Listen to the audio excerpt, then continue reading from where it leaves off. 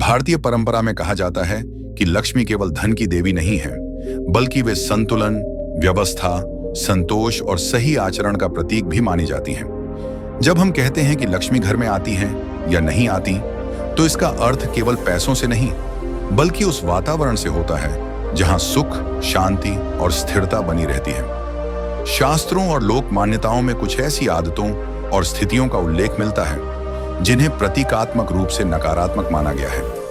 इन्हें डराने या दोष लगाने के लिए नहीं, बल्कि आत्ममंथन के लिए बताया गया है। पहली बात जो कही जाती है वह है घर में लगातार अव्यवस्था और गंदगी। यहाँ गंदगी का मतलब केवल धूल या कचरे से नहीं है, बल्कि बिखरी हुई चीजें, अनावश्यक सामान और बिना उपयोग के पड़े वस्त्र भी इसमें आते हैं। जब घर का वातावरण अस्त व्यस्त होता है तो मन भी वैसा ही हो जाता है।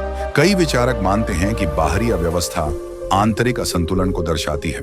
यह कोई गारंटी नहीं कि साफ घर में हमेशा धन ही आएगा, लेकिन इतना जरूर कहा जाता है कि साफ सुथरा वातावरण सोच को स्पष्ट बनाता है और निर्णय बेहतर होते हैं। दूसरी चीज मानी जाती है घर में लगातार नकारात्मक भाषा और कटु व्यवहार। जिस घर में बात बात पर अपमान, चीख चिल्लाहट और ताने होते हैं, वहां शांति टिक नहीं पाती।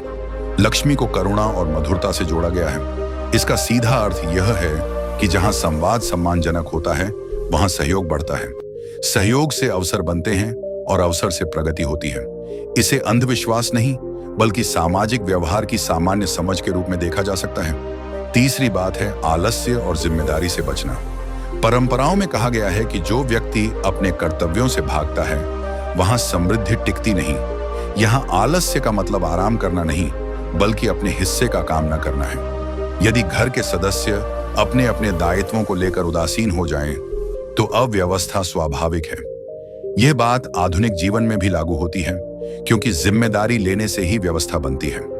चौथी स्थिति मानी जाती है घर में निरंतर असंतोष और तुलना की भावना। जब व्यक्ति हमेशा दूसरों से अपनी तुलना करता है और जो है उसमें संतोष नहीं करता, तो मन अशांत रहता है। अशांत मन अक्सर गलत निर्णय लेता है। संतोष का अर्थ यह नहीं कि प्रयास छोड़ दिया जाए, बल्कि यह कि जो मिला है उसका सम्मान करते हुए आगे बढ़ा जाए। कई शिक्षाविद मानते हैं कि संतोष मानसिक स्थिरता देता है, जो किसी भी प्रकार की प्रगति के लिए आवश्यक है। पांचवी बात जो कई कथाओं में आती है वह है अतिथि और जरूरतमंद के प्रति कठोरता। भारतीय संस्कृति में अतिथि सत्कार और सहानुभूति को महत्वपूर्ण माना गया है। इसका तात्पर्य यह नहीं कि व्यक्ति अपनी क्षमता से अधिक दे, बल्कि इतना कि व्यवहार मानवीय हो। सहयोग और करुणा से सामाजिक संबंध मजबूत होते हैं और मजबूत संबंध जीवन में सहयोग के अवसर बढ़ाते हैं। इन सभी बातों को शाब्दिक रूप से लक्ष्मी का आना या जाना समझना जरूरी नहीं है।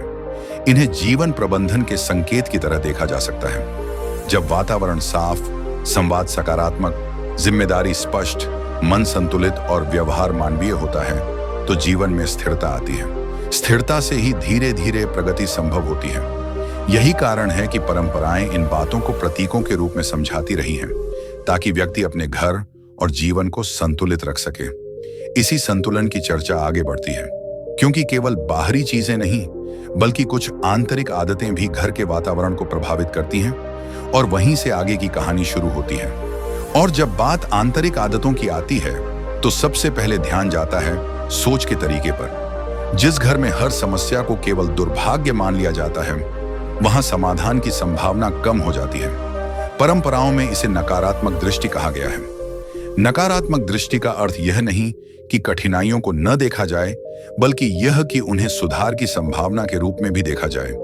सोच का यही फर्क व्यक्ति को आगे बढ़ने या वहीं रुक जाने का निर्णय कराता है। दूसरी आंतरिक आदत मानी जाती है अनुशासन की कमी। समय पर उठना, काम को टालने की आदत न बनाना और संसाधनों का सही उपयोग करना, ये बातें किसी भी आधुनिक जीवन में महत्वपूर्ण हैं। जब अनुशासन नहीं होता तो अव्यवस्था बढ़ती है। अव्यवस्था केवल घर में नहीं, बल्कि आर्थिक निर्णयों में भी दिखती है। यही कारण है कि कई शिक्षक अनुशासन को समृद्धि का आधार मानते हैं। तीसरी बात है आभार की भावना का अभाव। जो व्यक्ति केवल कमी देखता है, वह मिलने वाली चीजों का मूल्य नहीं समझ पाता। आभार का अर्थ संतोष से जुड़ा है। जब व्यक्ति आभारी होता है, तो वह अवसरों को पहचानने लगता है। यह कोई आध्यात्मिक चमत्कार नहीं, बल्कि मनोवैज्ञानिक प्रक्रिया है। सकारात्मक मन अवसरों को जल्दी देख पाता है। चौथी आदत मानी जाती है जल्दबाजी में निर्णय लेना, चाहे वह खर्च से जुड़ा निर्णय हो या निवेश से जुड़ा। जल्दबाजी अक्सर नुकसान का कारण बनती है। शास्त्रों में इसे विवेक की कमी कहा गया है।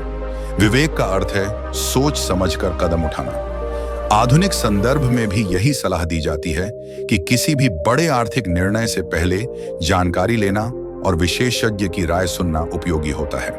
पांचवी बात जो कई कथाओं में प्रतीकात्मक रूप से कही गई है वह है अनैतिक साधनों की ओर झुकाव। जब व्यक्ति शॉर्टकट या गलत रास्तों को अपनाने लगता है तो अस्थायी लाभ भले मिल जाए लेकिन स्थिरता नहीं रहती। इसे लक्ष्मी के न रुकने के रूपक के रूप में समझाया गया है। स्थायी प्रगति के लिए नैतिकता और पारदर्शिता को आवश्यक माना गया है।